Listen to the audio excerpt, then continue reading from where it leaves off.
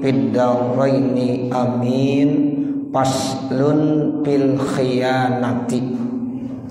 Ini satu pasal menerangkan tentang berkhianat. Qala Allah Ta'ala, ya ayyuhalladzina amanu la takhunullaha war rasula wa takhunu amanatikum wa antum ta'lamun.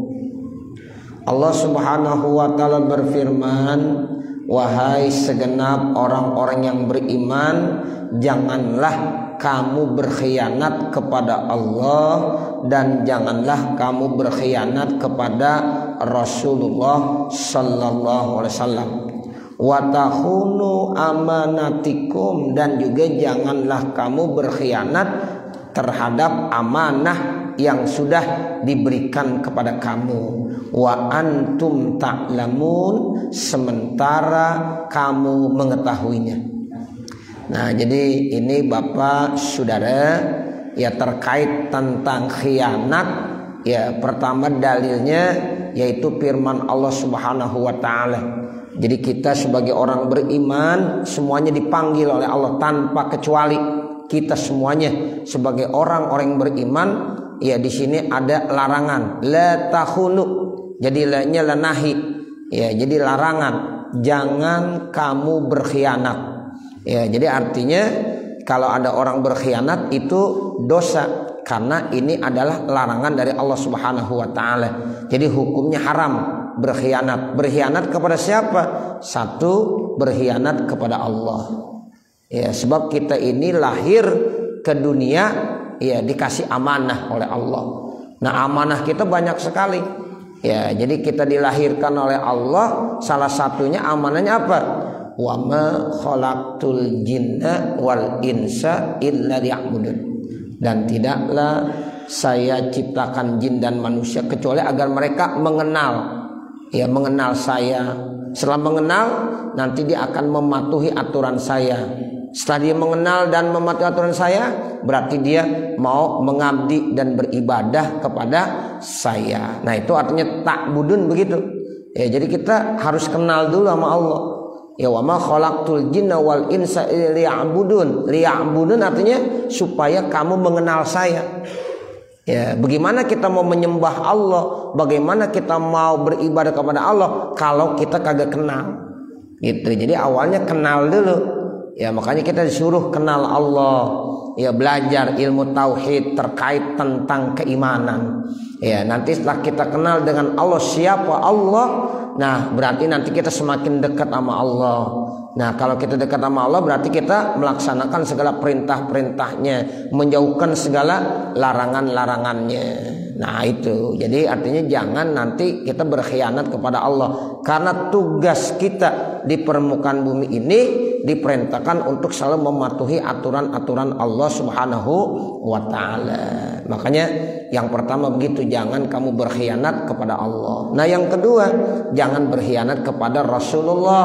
Karena Rasulullah itu adalah utusan Allah. Kalau kita khianat kepada Rasulullah, berarti kita juga khianat kepada Allah. Bagaimana khianat kepada Rasulullah? Kita enggak mau melaksanakan sunnah-sunnah Rasulullah. Ya, jadi sunnah-sunnah Rasulullah itu merupakan hal yang penting yang harus kita amalkan, kita laksanakan dalam hidup dan kehidupan kita.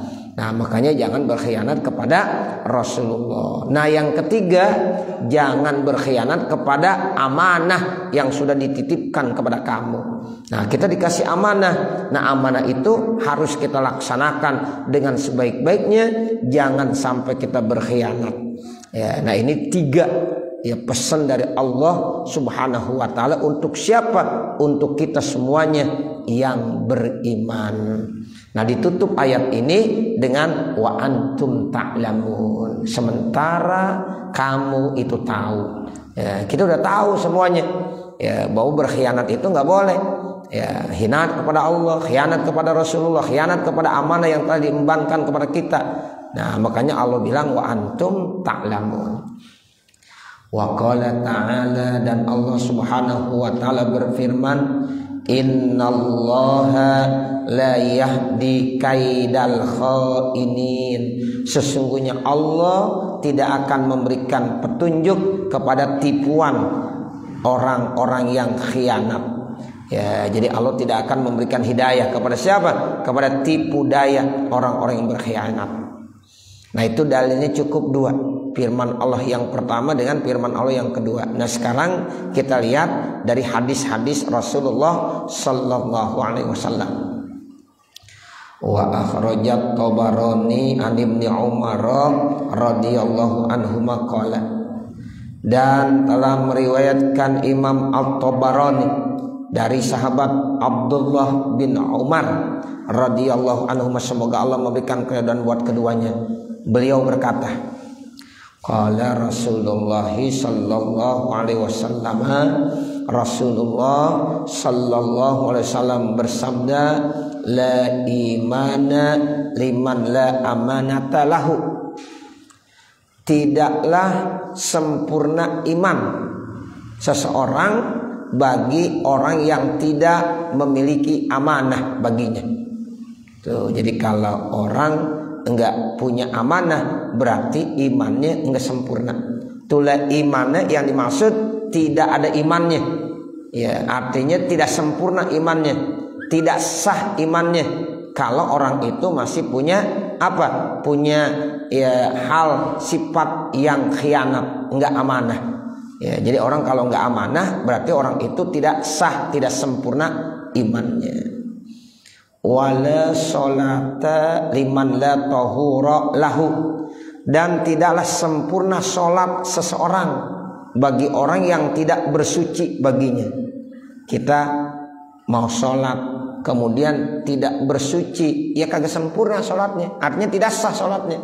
Sebab salah satu syarat kita mau sholat harus suci, bersih, baik dari hadas kecil maupun dari hadas besar.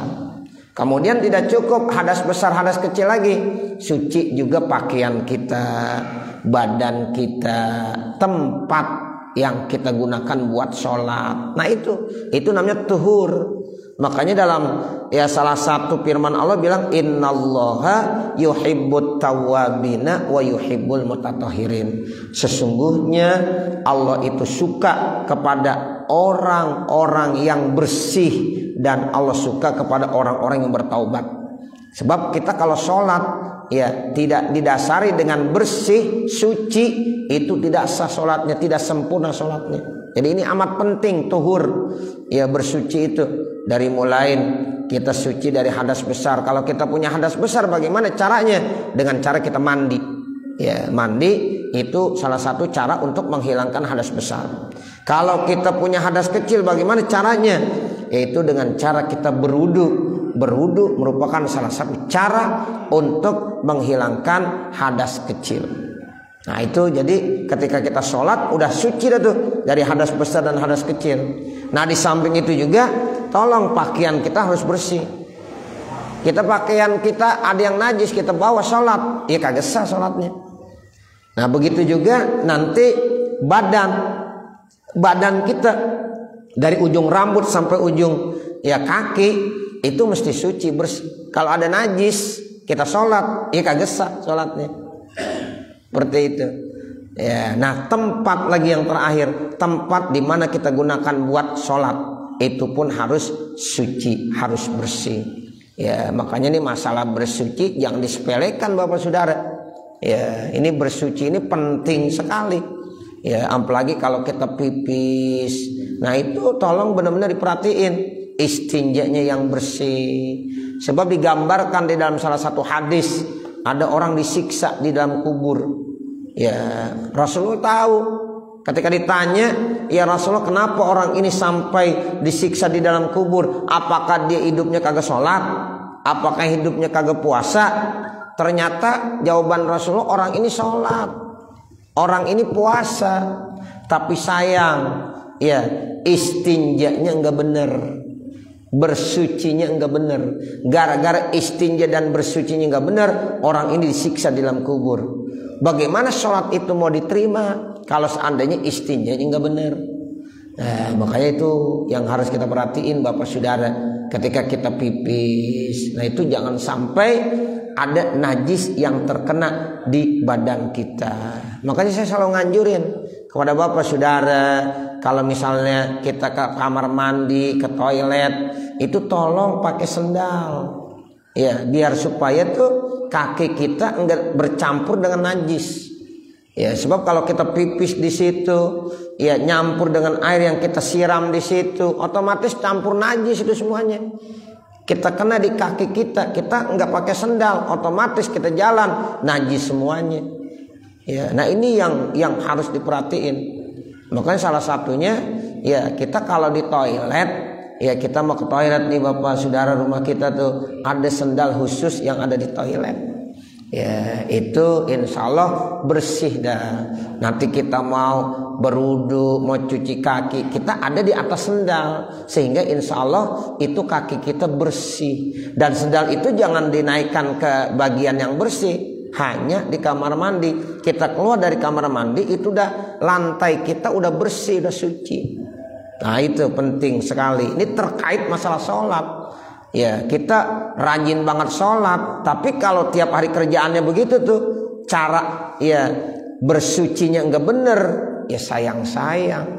Sehingga kata Nabi, orang ini disiksa di dalam kubur tuh gara-gara bukan karena enggak sholat, dia sholat tapi ya enggak suci. Nah ini penting nih ya Bapak Saudara, ya sangat penting sekali. Jangan sampai ya kita ya meremehkan terkait tentang masalah bersuci. Termasuk itu yang namanya ya lantai kita di rumah. Kadang-kadang banyak orang kagak ngerti mencuci najis. Ya saya sering sampaikan di majlis-majlis saya, ya cara mencuci najis itu dari najis ainiyah tolong robah dulu menjadi najis hukmiyah. Nah dari najis hukmiyah baru disiram dengan air. Nah itu baru bersih. Ini kadang-kadang kita nyuci najis di lantai, dielap aja, diepel, dielap. Itu walaupun Bapak 1000 ember diganti terus dielap lagi, kagak bersih. Itu malah tambah najis semuanya. Kita yang masih punya anak kecil atau yang masih punya cucu, anak udah gede semua tapi punya cucu suka pipis ya di lantai di apa, nggak ada masalah, ya namanya anak-anak ya. Tapi yang paling penting bagaimana cara mencuci najisnya tuh seperti itu. Makanya dulu saya waktu masih ngaji sama Mu'allim Syafi'i Azami, beliau bilang begini, saya kalau anak saya ya beliau dulu masih punya anak-anak kecil, dibilang begitu, atau cucu saya ya main ke rumah pipis, saya kagak berikan kepercayaan kepada pembantu saya, ya saya yang cuci sendiri. Tuh, saya yang cuci sendiri. Kenapa? Kalau pembantu rata-rata ada kencing, dielap-elap doang. Ya, betul nggak Bapak Saudara? Begitu, dikucak lagi. Apalagi sekarang yang mau dipakai kain pel yang tinggal ditarik-tarik begitu aja. Masya Allah, itu sepanjangnya najis semuanya. Nanti kita injak kaki kita, ya najis kaki kita. Ya, kemudian kita injak sejadah kita najis. Nah kalau tiap hari begitu, nah ini yang ngeri. Nah makanya itu harus diperhatiin Bapak Saudara. Jadi kalau kita mau mencuci najis ainiyahnya dirubah dulu menjadi najis hukmiyah. Kalau udah jadi najis hukmiyah baru disiram dengan air. Jadi yang namanya najis nggak bisa dielap. Paham ya Bapak ya? Ini najis nih, walaupun ini udah kering, udah nggak ada lagi, najisnya namanya najis hukmiyah. Ya lihat kencingnya udah nggak ada, warna rasa baunya udah nggak ada, tapi belum disiram dengan air, masih najis. Najisnya najis hukmiyah. Kita elap, ya semakin memanjang dan meluas itu najis. Ya, jadi harus disiram. Nah, siramannya nanti udah bersih karena najisnya udah najis hukmiyah. Tapi kalau masih najis ainnya disiram aja, ya makin banyak itu. Ya, itu begitu ya Bapak Saudara. Nah, ini yang kata Nabi, la sholata liman la tahura lahu. Jadi tidak sah, tidak sempurna sholat seseorang apabila orang itu tidak bersuci. Ya, jadi masalah bersuci ini masya Allah ya penting sekali. Makanya di situ ada ayat innallaha yuhibbut tawwabina wa yuhibbul mutatahhirin. Nah itu jadi yang pertama Allah cinta sama orang taubat. Ya orang yang taubat tuh Allah demen. Ya istighfar mulu kerjaannya, astagfirullah, taubat, sering taubat. Ya, nah yang kedua Allah senang sama orang yang bersih, suci.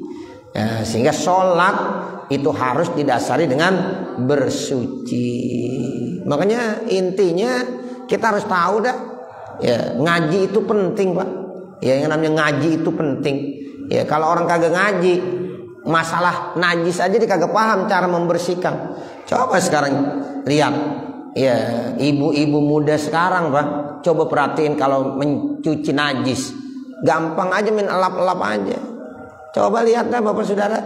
Ya saya sering perhatiin, ya Allah dalam hati kalau begini terus cara mencucinya, masya Allah. Bagaimana ini orang? Ya sementara dia sholat, ya buka sendal diinjak itu lantainya. Nah sementara mencuci najisnya begitu. Saya kalau dulu waktu saya anaknya masih kecil-kecil, saya perhatiin banget tuh istri saya marahin bener. Tolong cara mencuci najisnya, saya garis pakai kapur tuh. Kalau ini anak kencing, saya garis pakai kapur. Ya, nah ini nih bagian pipis nih kencing, dihilangin dulu. Ya, robah dulu menjadi najis hukmiyah, baru siram dengan air. Sebab saya udah terdidik sejak saya di pondok, Pak. Kiai saya itu termasuk pakar ilmu fikih. Ya, Kiai Haji Nasiruddin di Cirebon. Ya, beliau itu gurunya Kiai Haji Abdul Hadi. Ya, jadi beliau adalah pakar fikih. Beliau kalau udah ngajar fikih, masya Allah. Ya, nah itu terkait masalah najis sering banget disinggung. Ini orang-orang sekarang, ya nggak ngerti cara mencuci najis. Nah, sampai seperti itu. Nah, makanya saya sering sampaikan ke jamaah, tolong cara mencuci najis yang benar. Ya, kalau istri kita lagi mencuci najis, perhatiin. Ya, perhatiin. Kalau memang masih salah, ajarin. Sebab saudara udah paham cara mencuci najis dari najis ainiyah robah menjadi najis hukmiyah. Nah, dari najis hukmiyah, nah baru siram dengan air. Jangan dielap, jangan dipel. Ya, jadi cara mencuci najis dengan lap dan pel itu adalah salah. Ya, jadi harus diguyur dengan air, harus disiram dengan air. Sayalanul ma, harus disiramkan dengan air. Itu persyaratannya. Ya, kita kalau baca-baca kitab fikih pasti ibarat kitabnya seperti itu. Nah, ini makanya ada hadis Nabi, wala sholata liman la tahura lahu. Kemudian wala dina liman la sholata lahu, dan tidak sempurna agama seseorang bagi orang yang kagak sholat baginya. Ya, jadi kalau ada orang kagak sholat, ya agamanya kagak sempurna. Dibilang agama Islam tapi kagak sholat, ya nggak sempurna. Bukan agama Islam berarti. Ya, bagaimana dia ngaku dia memeluk agama Islam sementara perilakunya enggak pernah melaksanakan sholat. Itu kata Nabi, tidak sah, tidak sempurna agama seseorang kalau orang tersebut tidak mau melaksanakan sholat. Jadi sholat yang 5 waktu enggak bisa ditawar-tawar Bapak Saudara. Ya, zuhur, asar, maghrib, isya, subuh. Tuh, makanya Islam tuh ada 5. Tuh, I-nya isya. Kalau nggak pernah sholat isya, tidur mulu, nggak pernah sholat isya, bukan Islam, selam namanya. Ya, begitu. Kalau nggak sholat subuh, isya kagak, subuh kagak, berarti lam doang. Ya, lam doang. Nah, begitu. Kalau 5-5-nya, ya bagaimana mau dibilang Islam? Ya, maghrib enggak. Ya, nah itu. Jadi ini Rasulullah yang bilang. Ya, jadi ladina liman la salata lahu wa maudi'us salati minad dini ka maudi'ir ra'si minal jasadi. Dan kedudukan salat di dalam agama itu seperti kedudukan kepala di satu tubuh manusia, di badan manusia. Coba lihat Bapak Saudara, ini badan kita nih. Ya, itu ada anggota yang paling penting banget. Apa namanya? Kepala.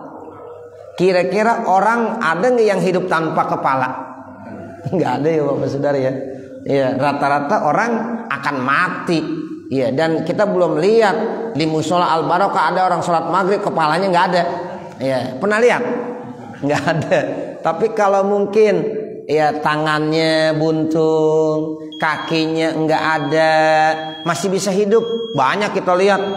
Ya, tangan kanan, tangan kiri nggak ada, dia masih bisa beraktivitas.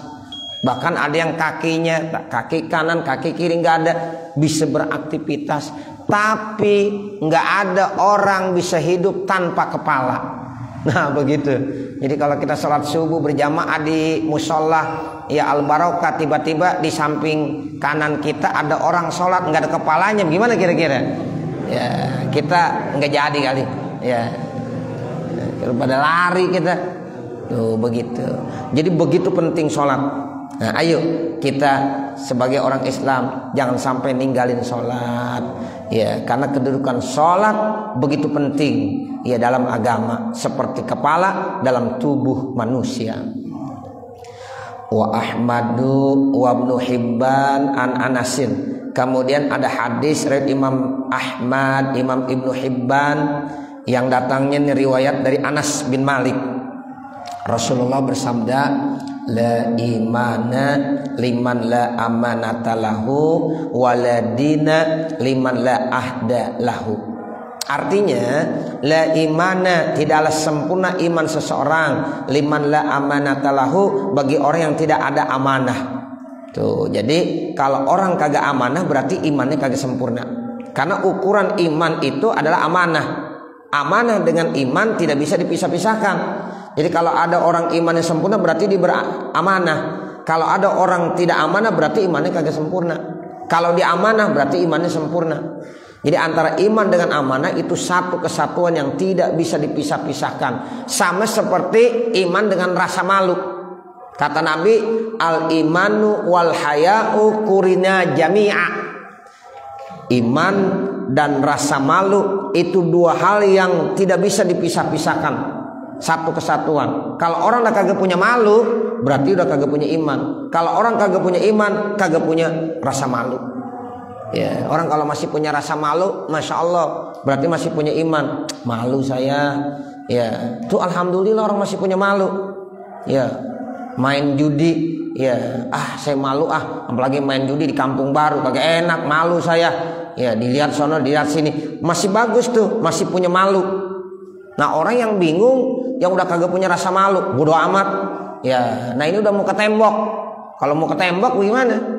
Ya, makanya alhamdulillah kita harus punya sifat malu. Orang kalau kita tanya, malu jangan begitu kagak enak.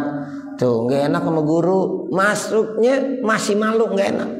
Ya, kalau udah kagak ngendain sama sekali, ya terserah lu siapa kek, mau guru kek, mau apa kek, udah nggak mau tahu, ini berarti orang udah mau ke tembok. Ya, udah nggak ada rasa malu. Ya, orang kalau udah nggak ada rasa malu, udah nggak mungkin ada imannya. Nah begitu. Makanya rasa malu ini penting. Malu dalam rangka berbuat dosa, malu dalam rangka berbuat maksiat. Tuh begitu ya. Jadi yang dimaksud malunya malu berbuat dosa, malu berbuat maksiat. Nah itu selama orang masih punya rasa malu berbuat dosa, berbuat maksiat, insya Allah imannya masih sempurna. Nah itulah iman dengan amanah sama seperti iman dengan rasa malu, satu kesatuan yang tidak bisa dipisah-pisahkan.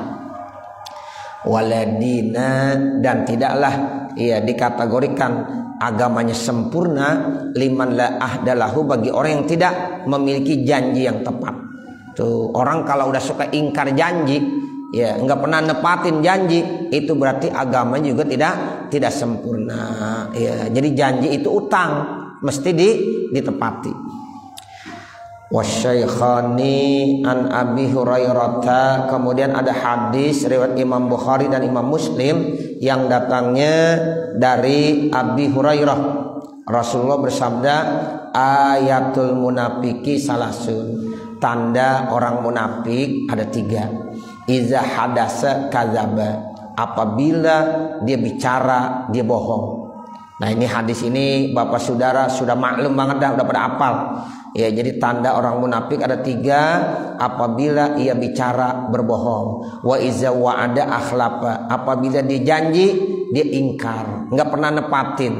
Ya, wa iza tumina khana. Apabila dikasih amanah dia berkhianat. Itu ciri orang munafik. Seandainya satu aja udah ada pada diri seseorang, berarti itu udah munafik. Kalau 3-3-nya berarti munafik tulen. Nah, begitu. Ya, jadi kalau udah 3-3-nya ada tuh munafik tulen. Kalau baru satu tetap itu dia udah munafik. Ya, jadi salah satu aja ada pada diri kita, kita udah munafik. Nauzubillah min zalik. Mudah-mudahan Allah lindungi kita semuanya. Kita berusaha supaya kita bicaranya jangan bohong. Kalau bicara udah seperlunya aja. Ya, yang perlu kita bicara, yang enggak jangan. Jangan bicara muluk-muluk banget dah. Ternyata itu bohong gombal semuanya. Nah, jangan ya. Kalau kita janji, yuk kita tepati janji kita. Kalau kita dikasih amanah, ayo kita amanah, jangan sampai berkhianat seperti itu. Wa Abu Syaikhi an Anasin. Kemudian ada hadis riwayat Abu Syekh yang datangnya dari Anas. Ya, Rasulullah bersabda, salasun man kunna fihi fahuwa munafikun wa in soma wa shalla wa hajja wa tamara wa qala inni muslimun. Tuh, jadi ada 3 sifat. Kalau seandainya kumpul sifat tersebut pada diri seseorang, maka dia dikategorikan orang munafik. Sekalipun dia sholat, sekalipun dia puasa, sekalipun dia haji, sekalipun dia umroh. Tuh, begitu. Kata Nabi itu, kalau ada orang sudah memiliki 3 sifat yang nanti disebutkan, ya maka orang itu dikategorikan munafik. Sekalipun dia puasa, Ramadannya puasa, sholat yang 5 waktu dia sholat, haji dia haji, umroh dia umroh. Ya, waqala ini muslimun, bahkan dibilang saya orang Islam. Ya, dia bilang begitu, saya orang Islam, saya puasa, saya sholat, saya haji, saya umroh. Nah, seperti itu. Tapi memiliki 3 sifat ini, maka dia dikategorikan ya orang munafik. Walaupun dibilangnya ini muslimun, saya orang Islam.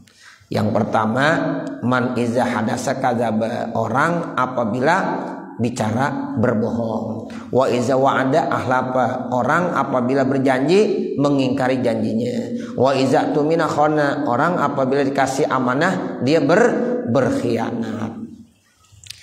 Wa Abu Ya'la wal Baihaqi anin Nu'man ibni Bashir man khana syarikan fi ma'tamanahu alaihi wastara'aha lahu fa ana bari'un minhu. Kata Rasulullah dalam hadis riwayat Imam Abu Ya'la dan Imam Baihaqi yang datang dari Nu'man bin Bashir, siapa-siapa yang berkhianat kepada sekutunya. Ya, misalnya kita dagang, ada 2 orang bersekutu, ya bermuamalah, ya ini namanya dia punya syarikat, ya dia punya syarikat, ya dia punya teman partner dalam berdagang berbisnis. Nah sekarang dia ya enggak amanah, ya mestinya dia harus amanah, dia harus jaga amanahnya, tapi dia berkhianat, maka kata Nabi, saya lepas, saya bebas dari orang tersebut. Nah begitu. Di dalam hadis yang lain ada tuh, anas salisus syarikaini malam yakun ahaduhuma fa iza khanahu kharajtu. Itu dalam hadis lain begitu. Anas salisus syarikain, saya ya itu di pihak ketiga dari 2 orang yang sedang berserikat. Ya itu begitu. Jadi Allah, Rasulullah itu ada di pihak ketiga dari orang yang berserikat. Jadi ada A sama B dikerjasama dalam masalah apa aja Bapak Saudara. Ya. Nah itu ada pihak ketiga, Allah, Nabi Muhammad selalu ada di situ, ikut memberikan ya apa doa, perlindungan dan lain dan sebagainya. Ya itu Allah ada di situ selalu, ya memberikan keredoan yang menjaganya, melindunginya. Nabi selalu mendoakan hal-hal yang baik, memberikan doa keberkahan buat keduanya. Tapi selama dua-duanya tidak khianat. Tuh. Jadi kalau salah satu aja khianat, nah maka kata Nabi atau kata Allah, kharajtu, saya keluar dari ya urusan mereka. Tuh begitu, makanya kita jangan sekali-kali berkhianat kepada teman kita, kepada sahabat kita, partner kita. Ya, jadi jangan sampai gara-gara sesuatu hal kita akhirnya berkhianat. Kita sedang berbisnis, bermuamalah, berdua, tiba-tiba ya ada yang satu khianat. Nah, berarti Allah keluar tuh dari orang tersebut. Ya, inilah pentingnya kita amanah. Kalau kita selalu amanah, Allah ada di pihak ketiga, Rasulullah ada di pihak ketiga yang selalu membantu, ya selalu membantunya. Tapi kalau dia udah khianat, maka otomatis Allah lepas dari situ, Rasulullah lepas dari situ. Nah ini sama hadisnya, fa'ana bariun minhu, kata Nabi, saya bebas dari orang yang berkhianat di saat keduanya berserikat. Saya kira sampai sini mengingat waktu. Ya, nanti baru ya wasyaikhani dan seterusnya. Wassallallahu ala sayyidina Muhammadin wa ala alihi wa sahbihi wasallam. Walhamdulillahi rabbil alamin. Al-Fatihah. A'udzu billahi minasyaitonir rajim. Bismillahirrahmanirrahim. Alhamdulillahi rabbil alamin. Arrahmanir rahim. Maliki yaumiddin. Iyyaka na'budu wa iyyaka nasta'in. Ihdinas siratal mustaqim. Siratal ladzina an'amta 'alaihim ghairil maghdubi 'alaihim waladdallin. Rabbighfirli wa liwalidayya amin. Bismillahirrahmanirrahim. Alhamdulillahi rabbil alamin. Hamdan yuwaffi ni'amahu wa yukafi mazidah. Ya Rabbana lakal hamdu wa lakas syukru kama yanbaghi li jalali wajhikal karim wa li'azimi sultanik. Subhanaka la nuhsi tsana'an 'alaika kama asnaita 'ala nafsik wa lakal hamdu hatta tarda. Allahumma shalli 'ala sayyidina Muhammad wa 'ala ali sayyidina Muhammad. Allahumma shalli 'ala sayyidina Muhammad wa 'ala ali sayyidina Muhammad. Allahumma shalli 'ala sayyidina Muhammad wa 'ala ali sayyidina Muhammad. Allahumma inna nas'aluka ridhaka wal jannah wa na'udzubika min sakhatika wan nar. Allahumma shrah lana sudurana wa yassir lana umurana warham amwatana washfi mardana waqdi hawaijana wahtim bisolihati a'malana birahmatika ya arhamar rahimin. Rabbana atina fid dunya hasanah wa fil akhirati hasanah wa qina adzabannar. Wa sallallahu ala sayyidina Muhammadin wa ala alihi wa sahbihi wa sallama walhamdulillahi rabbil alamin. Wassalamualaikum warahmatullahi wabarakatuh.